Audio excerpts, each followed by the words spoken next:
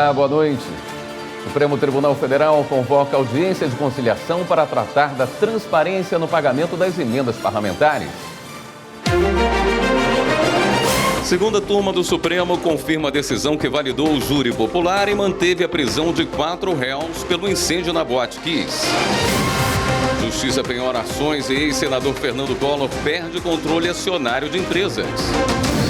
Tribunal Regional Eleitoral do Rio de Janeiro volta a julgar pedido de cassação do governador Cláudio Castro. Ministério Público Federal vai acompanhar cumprimento da sentença internacional que condenou o Brasil por falta de investigação e punição no caso da chacina de Acari. E ainda, Tribunal de Justiça de Minas Gerais retoma programa que apresenta a estrutura e o funcionamento da Corte para crianças e adolescentes. O Jornal da Justiça desta terça-feira, 4 de fevereiro, começa agora.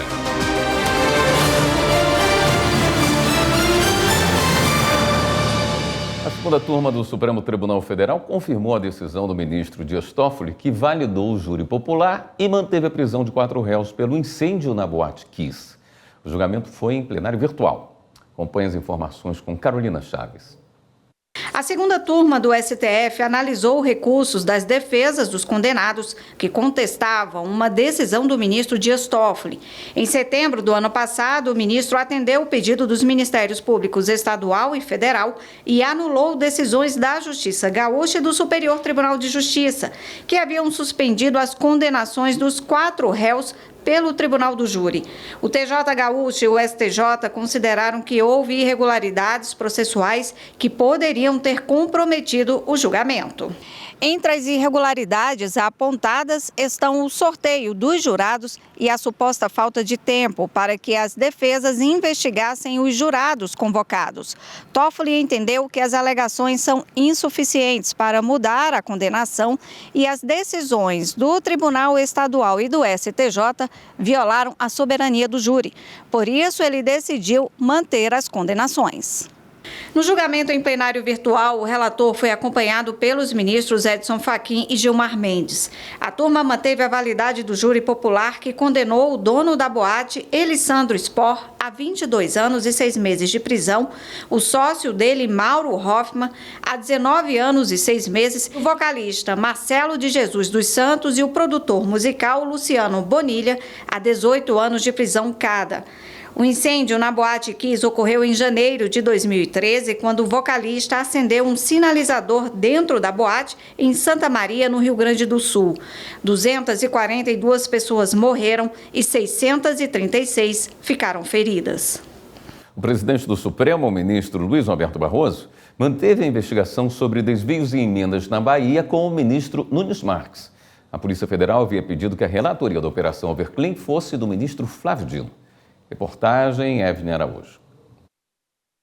A Polícia Federal pediu que a operação fosse distribuída por prevenção ao ministro Flávio Dino, que tem atuado nos processos relativos às emendas parlamentares. Mas, no entendimento do ministro Luiz Roberto Barroso, o caso não deve ser redistribuído a outro integrante da corte. A Operação Overclean investiga supostos desvios de verbas de emendas parlamentares na Bahia e irregularidades em contratos firmados pelo Departamento Nacional de Obras contra as Secas. A Justiça Federal remeteu o caso ao Supremo após as investigações apontarem possível atuação do deputado federal Elmar Nascimento, do União Brasil, que tem prerrogativa de foro no STF.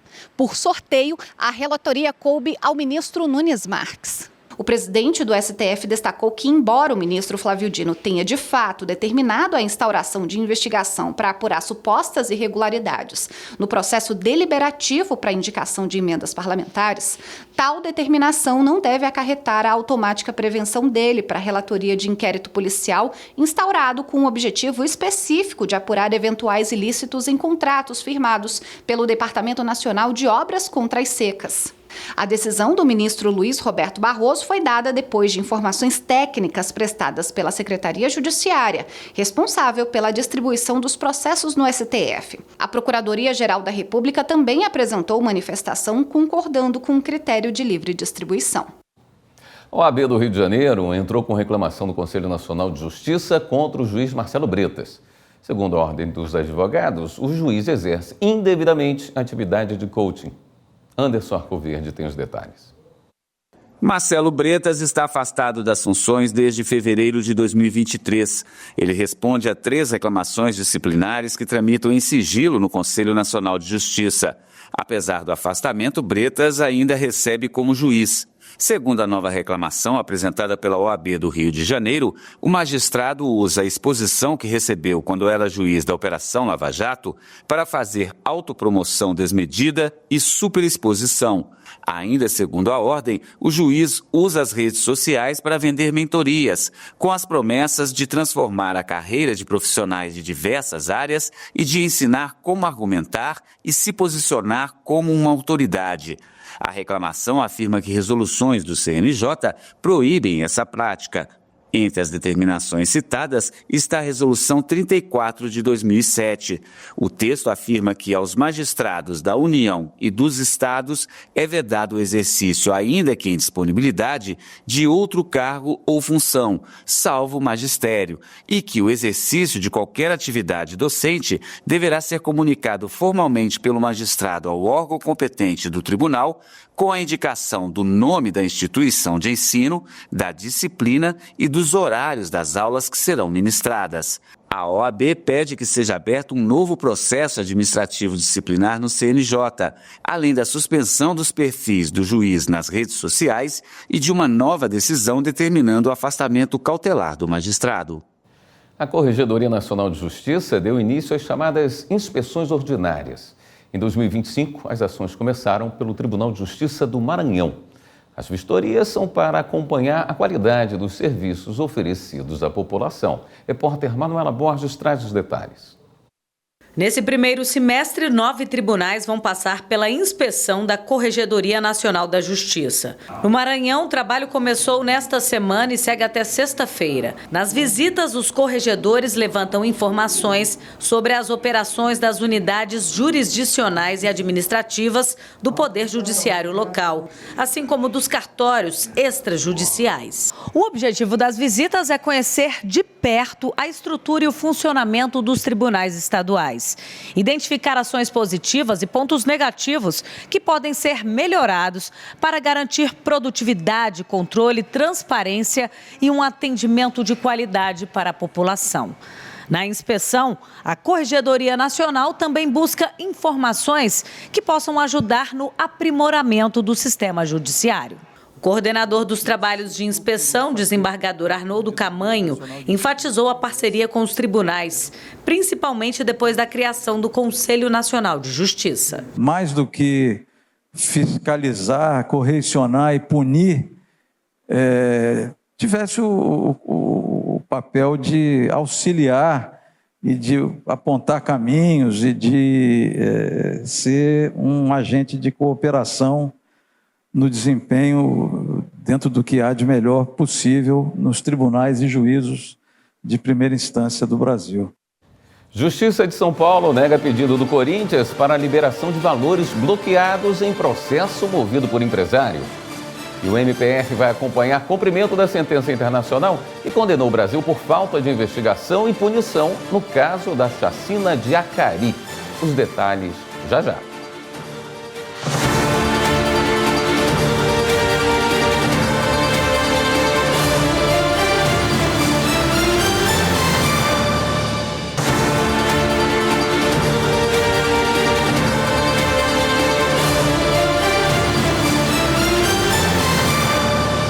Convenções internacionais se aplicam a danos materiais em transporte aéreo internacional de carga e mercadoria. O Supremo reafirmou esse entendimento, que vale para casos semelhantes em julgamentos nas demais instâncias do país. Repórter Marta Ferreira explica. Os danos materiais podem ser cobertos acionando empresas de seguros. Uma seguradora questionou na Justiça os valores de indenizações em casos de danos materiais no transporte aéreo internacional de carga e mercadoria.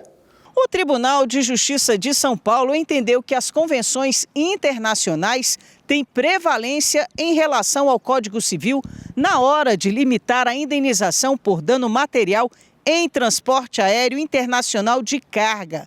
A empresa de seguros não ficou satisfeita com a decisão e recorreu ao Supremo. O relator do recurso é o presidente do Supremo, ministro Luiz Roberto Barroso.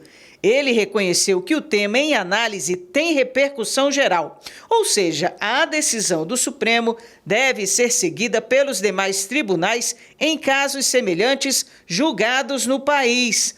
Também reafirmou a jurisprudência do tribunal, firmada no julgamento de um processo sobre o mesmo assunto, de que as convenções internacionais prevalecem sobre a legislação brasileira no transporte aéreo de carga no exterior.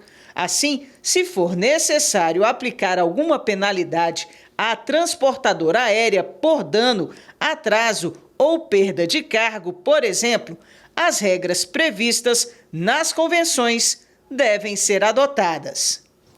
O Tribunal de Justiça de Mato Grosso decidiu que bancos não podem cobrar dívidas de viúvas por empréstimos feitos apenas pelo falecido, mesmo que eles tivessem conta conjunta.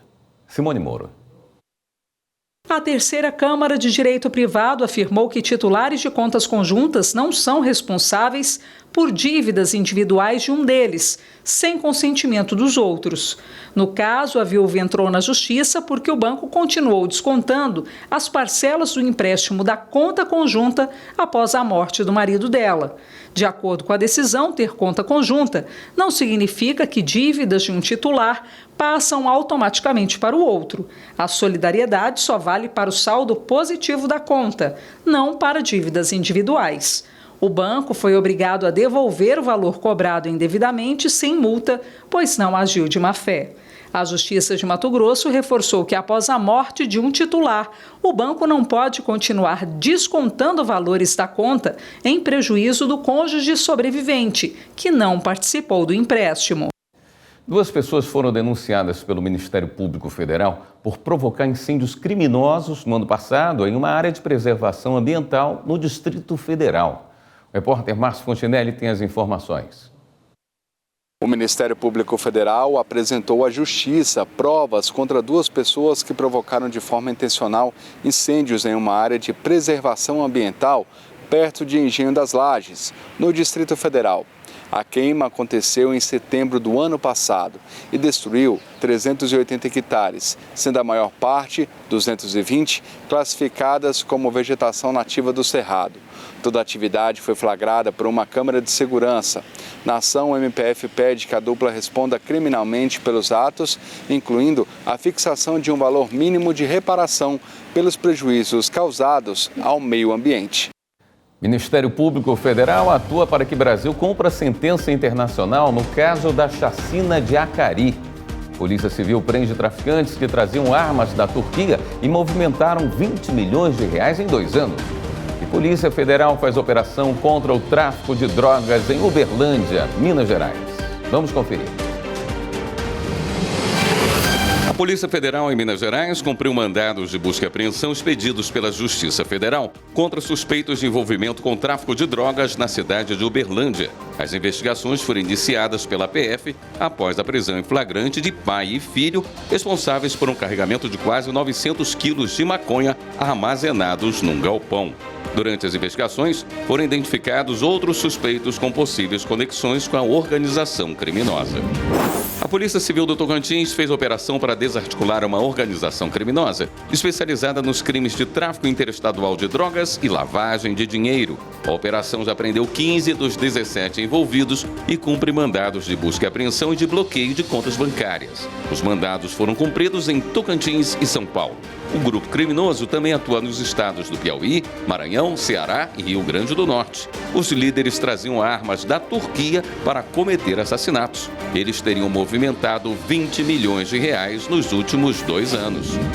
O Ministério Público Federal instaurou o procedimento para acompanhar o cumprimento de sentença da Corte Interamericana de Direitos Humanos, que condenou o Brasil pela falta de investigação e punição dos responsáveis pela chacina de Acari. O caso envolveu o desaparecimento de 11 jovens em Acari, no Rio de Janeiro, em 1990, com indícios de participação de policiais militares. Também foram assassinadas em 1993 a mãe e a prima de uma das vítimas do desaparecimento, que eram integrantes do grupo Mães de Acari e tinham prestado depoimento sobre a participação de policiais no caso. O Ministério Público Federal recorreu à segunda turma do Superior Tribunal de Justiça para que Carlos Alberto Brilhante Ustra e Aldir Santos Maciel, 2 ex-agentes da ditadura militar já falecidos, fossem condenados à perda de cargo público.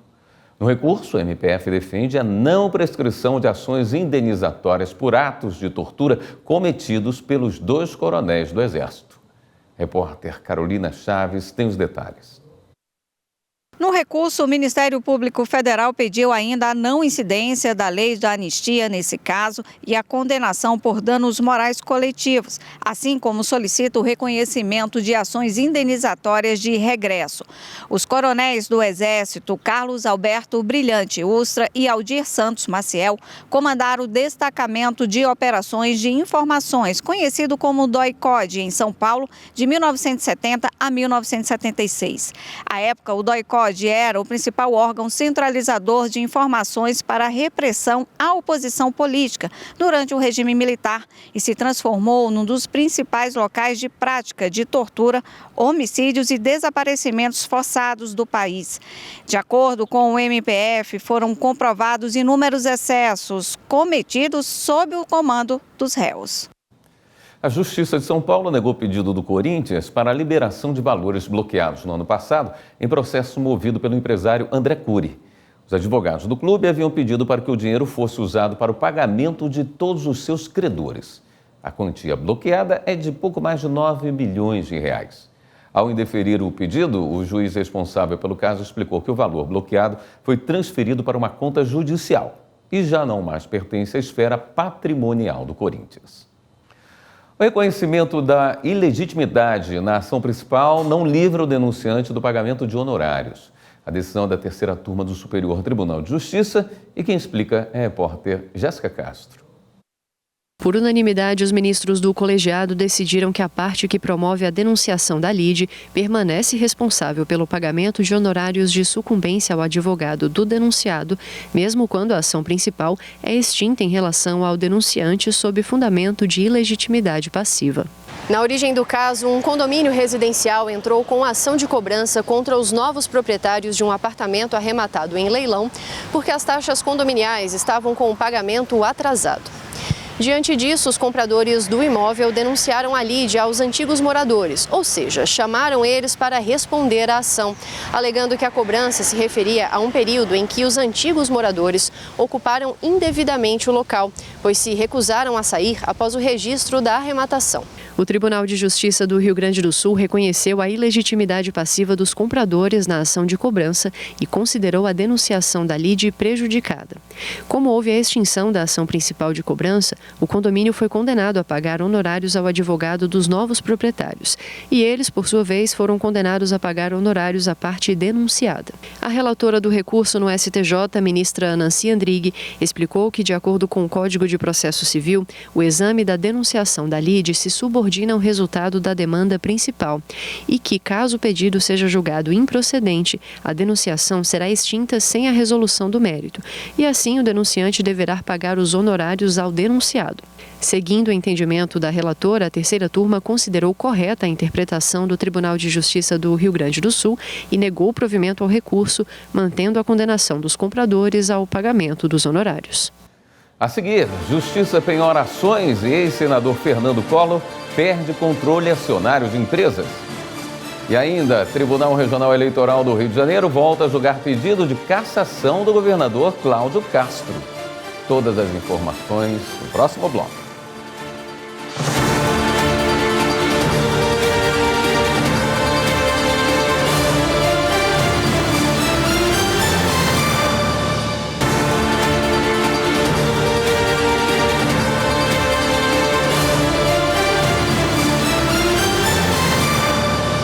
Tribunal Regional do Trabalho em Maceió, Alagoas, autorizou a penhora das cotas sociais das empresas de Fernando Collor de Mello a um ex-funcionário da organização Arnon de Mello, grupo de comunicação em que o ex-senador era sócio. Com isso, o credor assume ações da empresa. Segundo o processo, ele havia sido demitido da organização sem receber direitos trabalhistas. O Tribunal Regional Eleitoral do Rio de Janeiro absolveu o governador do estado, Cláudio Castro, e o vice, Tiago Pampolha, do pedido de cassação dos mandatos. Eles foram denunciados pelo Ministério Público Federal por supostos gastos ilícitos na campanha de 2022. Os detalhes com o repórter Pablo Lemos. O julgamento no Tribunal Regional Eleitoral do Rio de Janeiro foi retomado com o voto do relator do caso, desembargador Rafael Estrela, que decidiu pela absolvição da chapa. Por 5-2, os mandatos do governador do estado do Rio, Cláudio Castro, e o vice Tiago Pampolha foram mantidos. O entendimento da maioria dos magistrados do TRE é de que as provas não são suficientes para caracterizar a cassação dos dois. O governador e o vice foram denunciados pelo Ministério Público Eleitoral, que pedia, além da cassação, a inelegibilidade até 2030. A acusação é de que eles não conseguiram comprovar a destinação de cerca de 10 milhões de reais recebidos do fundo eleitoral e de gastos na campanha de 2022. Para o MPE, houve irregularidades na contratação de 8 fornecedores, que tiveram os sigilos bancários quebrados. O MP ainda pode recorrer no TRE e no Tribunal Superior Eleitoral. No ano passado, Castro e Pampolha já haviam sido absolvidos em outro processo que pedia a cassação deles por desvios na Fundação Centro Estadual de Estatísticas, Pesquisas e Formação de Servidores Públicos do Rio de Janeiro, o CEPERJ, e da Universidade Estadual do Rio, a UERJ. O Tribunal Superior Eleitoral afastou a cassação e multa aplicada ao ex-vereador de Condor, no Rio Grande do Sul, Juscelino dos Santos Biron. Ele era acusado de compra de votos nas eleições de 2020. As informações com Simone Moura. Na ação, Juscelino dos Santos Biron era acusado de prometer lotes de terreno em troca de votos e apoio político, além de pagar para eleitores colocarem adesivos nos carros. Ao julgar o processo, o relator do caso, o ministro Ramos Tavares, afastou as sanções impostas pelo Tribunal Regional Eleitoral do Rio Grande do Sul de cassação de mandato e multa. O ministro reiterou que a condenação pela prática de compra de votos requer provas robustas, não podendo se fundar em meras presunções. Os demais ministros seguiram o entendimento do relator. Uma audiência vai debater a elaboração da nova Lei Geral de Direito Internacional Privado. Repórter Marina Campos. Na próxima quinta-feira, dia 6 de fevereiro, às 10 horas da manhã, a Escola Nacional de Formação e Aperfeiçoamento de Magistrados será palco de uma audiência pública com representantes de setores econômicos da sociedade para um debate sobre a nova Lei Geral de Direito Internacional Privado. O encontro faz parte das atividades da comissão instituída pelo Conselho de Desenvolvimento Econômico Social Sustentável da Presidência da República para elaborar o anteprojeto da nova lei. O evento será presidido pelo vice-presidente do STJ e corregedor-geral da Justiça Federal, ministro Luiz Felipe Salomão, e contará com a presença de outros ministros do STJ que também integram a comissão.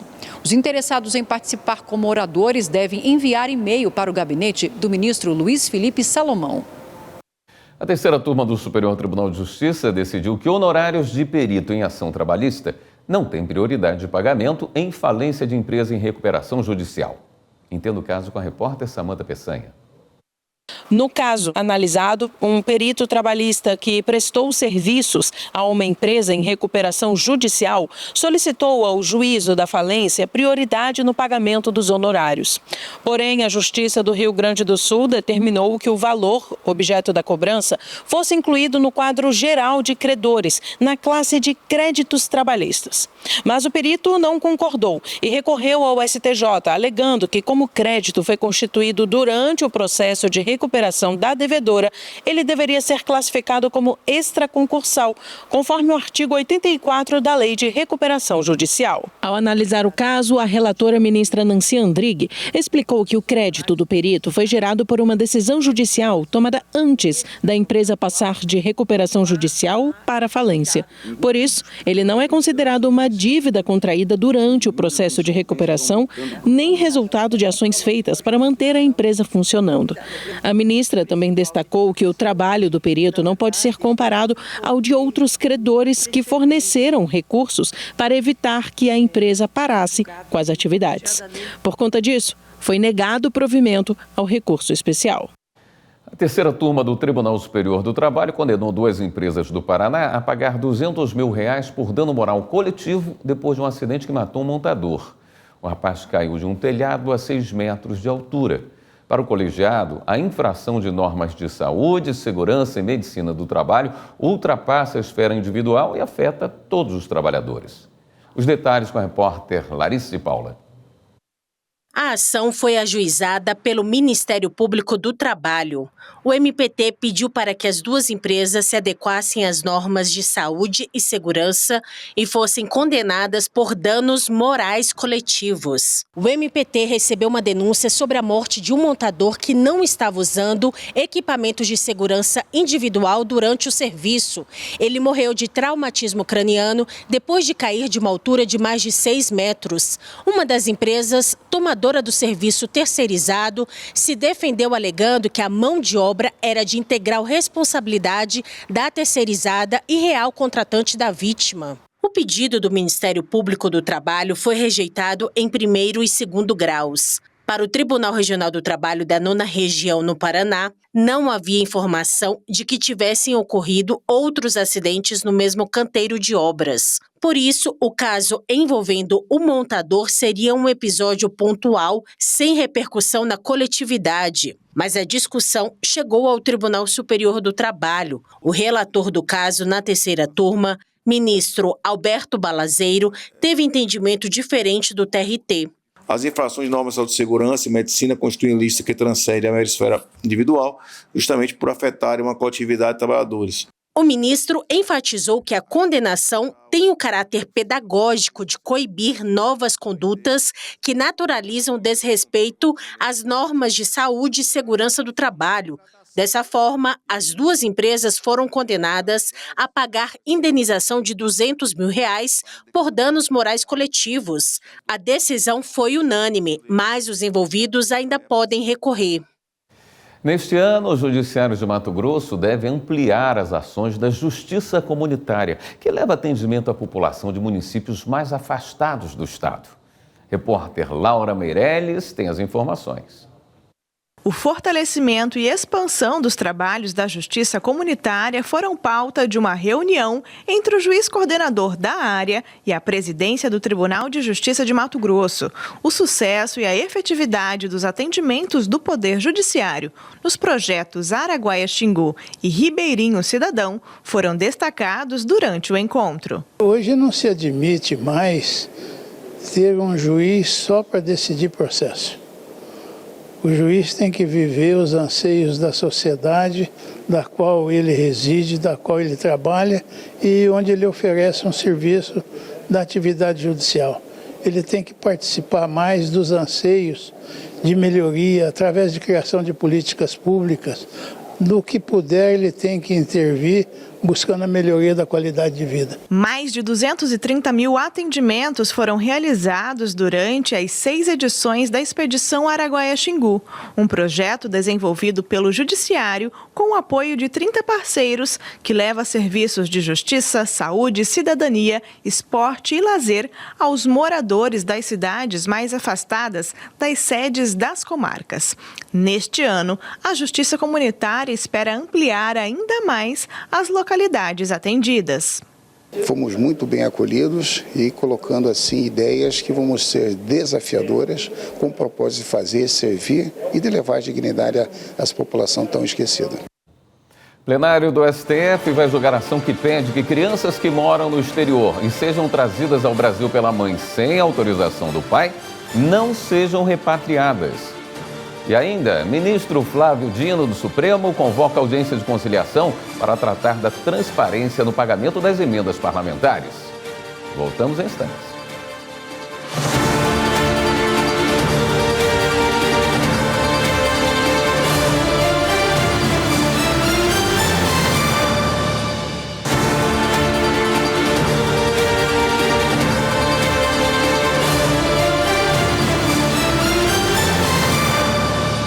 O assunto agora são as emendas parlamentares. O ministro do STF, Flávio Dino, convocou para o próximo dia 27 uma audiência de conciliação para tratar da transparência no pagamento da verba pública. Manuela Borges traz as informações. Foram intimados a comparecer na audiência de conciliação a Advocacia Geral da União, representantes do Senado, da Câmara dos Deputados, da Procuradoria-Geral da República e do PSOL, partido que entrou com a ação no STF, questionando a falta de transparência nos repasses. Na decisão, o ministro Flávio Dino argumentou que a audiência serve para acompanhar as medidas de controle e transparência determinadas por ele e pelo plenário da Corte desde 2022 e para entender o planejamento de ações futuras. O ministro Dino preparou ainda 15 perguntas que devem ser respondidas na audiência, como, por exemplo, quais dados estão no portal da transparência? Quais são os ritos de indicação, execução e aprovação dos recursos? Quais órgãos de controle estão acompanhando a execução das emendas parlamentares? E se existe um plano de fiscalização dos valores? Na audiência, o ministro também quer que seja esclarecido se houve favorecimento indevido, se foram tomadas as medidas para priorizar obras inacabadas e saber como estão as auditorias da Controladoria Geral da União. No despacho, o ministro reforçou que as medidas são necessárias para assegurar a transparência e rastreabilidade dos recursos públicos. Após a verificação de evidências de descumprimento parcial da decisão de mérito proferida por esta Corte em dezembro de 2022, passei a adotar medidas que visam assegurar o pleno atendimento às determinações do plenário do STF. Mês passado, o Supremo mandou suspender o repasse de emendas parlamentares para organizações não governamentais por falta de transparência. O plenário do Supremo deve julgar na sessão desta quinta-feira a ação que pede que crianças que moram no exterior e sejam trazidas ao Brasil pela mãe sem autorização do pai não sejam repatriadas. Isso nos casos em que houver suspeita de violência doméstica, mesmo que o menor de idade não seja a vítima direta. Repórter Evelyn Araújo tem as informações. No STF, em razão da importância do tema, o ministro Luiz Roberto Barroso, relator da ação, decidiu levar o julgamento do caso ao plenário diretamente no mérito, sem prévia análise do pedido de liminar. O presidente da Corte também pediu informações à Presidência da República, ao Senado Federal e à Câmara dos Deputados sobre a matéria. A ação foi apresentada pelo partido PSOL. A legenda pede que crianças que moram no exterior e sejam trazidas ao Brasil pela mãe sem autorização do pai não sejam repatriadas quando houver suspeita de violência doméstica, mesmo que ela não seja a vítima direta das agressões. A intenção é garantir a segurança do menor. A regra questionada na ação é a Convenção da Haia sobre aspectos civis do sequestro internacional de crianças. Entre as situações mais comuns reguladas pelo tratado estão os casos em que um dos pais ou parentes próximos, desrespeitando o direito de guarda, leva a criança para outro país, afastando arbitrariamente o menor do convívio familiar. De acordo com a convenção, a autoridade judicial ou administrativa do Estado, para onde a criança for levada, não é obrigada a ordenar o retorno se for comprovado o risco grave de que ela fique sujeita a perigos físicos ou psíquicos ou em situação intolerável. O que o PSOL pretende é que a violência contra a mãe seja interpretada como uma das exceções ao retorno da criança ao país de origem. Na sessão desta quinta-feira está prevista a leitura do relatório e as sustentações orais dos envolvidos no processo. A análise do mérito será em outra sessão, que ainda será marcada. A nova mesa diretora da Assembleia Legislativa de Mato Grosso acaba de tomar posse. A cerimônia contou com a participação de integrantes do Judiciário do Estado, como mostra Eli Cristina Azevedo. O Poder Judiciário de Mato Grosso participou da solenidade de posse da nova mesa diretora da Assembleia Legislativa para o biênio 2025-2027 e instalação da terceira sessão legislativa da 20ª legislatura, no plenário das deliberações Renê Barbur, na capital. A cerimônia também contou com a presença de representantes dos municípios e Poder Executivo Estadual. As autoridades reiteraram a harmonia entre os poderes para a eficiência dos serviços públicos prestados aos cidadãos. A presença do Judiciário aqui reafirma o princípio constitucional da harmonia entre os poderes, o que, apesar da necessária independência e de disporem de atribuições distintas, tem como objetivo promover um Mato Grosso mais justo, eficiente e próspero. Reafirma o compromisso do Poder Judiciário com o diálogo e a cooperação institucional. Juntos, podemos fortalecer ainda mais o nosso Estado e a democracia. Eu quero fazer uma presidência de diálogo, aberto as portas da Assembleia, mas trabalhando com harmonia junto aos poderes. Eu acho que essa harmonia e esse interesse por parte de todos os poderes no desenvolvimento de Mato Grosso vem dando certo, vem trazendo resultados positivos. O governador há pouco acabou mostrando os números do que tem acontecido, o que está acontecendo no estado de Mato Grosso, e eu tenho certeza que esses números é fruto do papel do Poder Judiciário, do Poder Legislativo, juntamente com o Poder Executivo. A seguir, servidores e colaboradores do STF agora têm um espaço de convivência e trabalho compartilhado. E ainda, Tribunal de Justiça de Minas Gerais retoma programa que apresenta a estrutura e o funcionamento da Corte para crianças e adolescentes.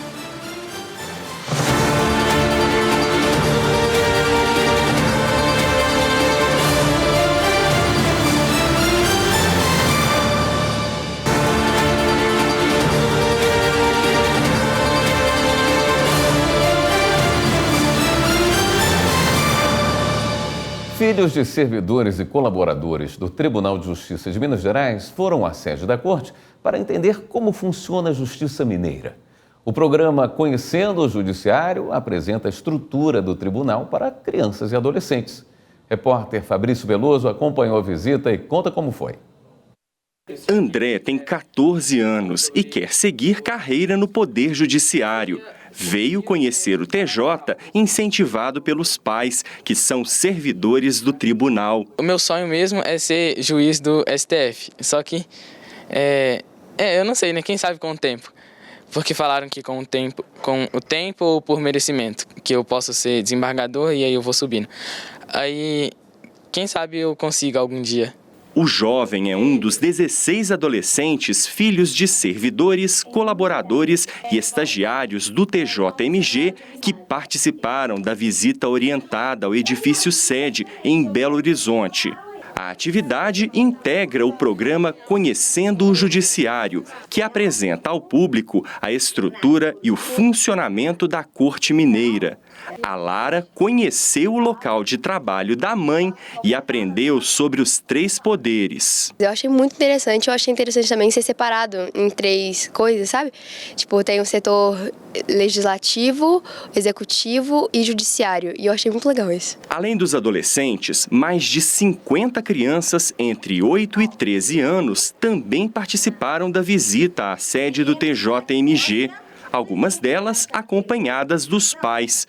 A Rosane aproveitou o intervalo do trabalho para receber os filhos Cristiano e Manuela. Eles percebem, né, que eu trago informações do trabalho, eles perguntam como é o trabalho, e conhecer de perto, estar no trabalho, eu acho que para eles traz uma realidade, né, do que a mãe faz e pode até despertar interesse na área. Tudo que essas crianças aprendem também é colocado em prática durante a visita orientada.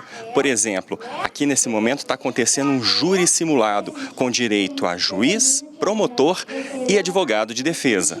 Durante o julgamento, o Cristiano defendeu a Helena em um processo sobre acidente de trânsito. Aprendeu direitinho como se faz. Eu protegi e fiz a versão da Helena. Protegi a Helena do caso que fez, que na batida de carro. Sou inocente, gostei bastante das defesas. Vai contratar ele como advogado? Vou. Depois que a juíza Esther ouviu a promotoria, a defesa e as testemunhas, proferiu a sentença. A Helena é mesmo inocente. Olha, eu aprendi que o juiz determina quem está certo e quem está errado. E quem melhor do que o presidente do TJMG, desembargador Luiz Carlos Correia Júnior, em pessoa, para dar as boas-vindas e ensinar sobre o mundo das leis a esses pequenos? Então, cabe ao desembargador, no caso, nesse juiz que julga os recursos, dizer quem que tem razão depois que foi proferida uma decisão pela primeira instância. Assim como nós temos que prestar contas à sociedade, mostrar as nossas realizações, nós temos também que trazer o povo para dentro do Poder Judiciário e demonstrar a importância da nossa atuação. E trazer as crianças, aquelas que estão conhecendo o mundo e que estão num processo de formação, é muito importante para nós criarmos essa consciência de que o Estado Democrático de Direito, o respeito ao nosso semelhante, o respeito às leis é uma cultura que deve ser seguida. O programa é fundamental como uma proposta de cidadania para a sociedade, né? A forma como o tribunal interage com a sociedade. E a gente precisa voltar os olhos para dentro. Então, convidar os filhos dos colaboradores é promover o acesso à justiça para todo mundo que trabalha no Poder Judiciário, né? Para os seus filhos também. O programa Conhecendo o Judiciário é realizado há mais de 25 anos pela Diretoria de Comunicação do TJMG. Já atendeu mais de 180 mil pessoas em todas as comarcas de Minas Gerais. Além de receber a visita de estudantes dos ensinos fundamental, médio e da educação de jovens e adultos, também promove visitas técnicas de universitários e de idosos por meio do TJ Sênior. O programa leva ainda palestras de magistrados ao ambiente escolar, reforçando a ligação entre o Poder Judiciário e a comunidade. Uma boa ideia é trazer as crianças aqui para cá para poder entender mais sobre como a gente julga os tribunais, como funciona. Os servidores e colaboradores do STF agora têm um espaço de convivência e trabalho compartilhado. O coworking também poderá ser usado para momentos de descanso e relaxamento. E conta pra gente a repórter Viviane Novaes. Ele ganhou o nome de Centro de Treinamento e Trabalho Colaborativo, mas pode chamar de coworking. São quase 1.000 metros quadrados com salas de reunião, de treinamento e uma recepção espaçosa que pode receber exposições e eventos. O espaço também tem estações de trabalho individuais com divisórias e estas cabines acústicas onde cabem até 4 pessoas. Aqui é possível fazer videoconferência e reuniões com privacidade sem interferência do barulho aí de fora. Há ainda uma cafeteria. O presidente do Supremo, ministro Luiz Roberto Barroso, inaugurou o espaço que será usado por servidores, funcionários terceirizados e colaboradores. Eu acho que esse espaço vai permitir a conciliação entre o remoto e a presença física, onde as pessoas vão se encontrar, compartilhar ideias e produzir, eu penso, a sinergia que a convivência pessoal permite. E ainda tem uma sala de bem-estar para várias finalidades, como meditação e yoga. A gerente da arquitetura do STF, Marinelle Monteiro, diz que o coworking em órgão público é uma novidade. É muito comum em empresas privadas, temos conhecimento já de outros coworkings, mas a gente está acreditando que com essa variedade de mobiliário e possibilidade de uso é uma inovação. Os servidores aprovaram o novo espaço. Eu adorei o design inovador, né? Os móveis, dá para sentir o cuidado com a nossa saúde física e também mental. Eu acho uma administração sensacional, toda essa preocupação voltada para o servidor, para a prestação jurisdicional, para o atendimento do público externo. Esta edição do Jornal da Justiça fica por aqui. Uma boa noite para você.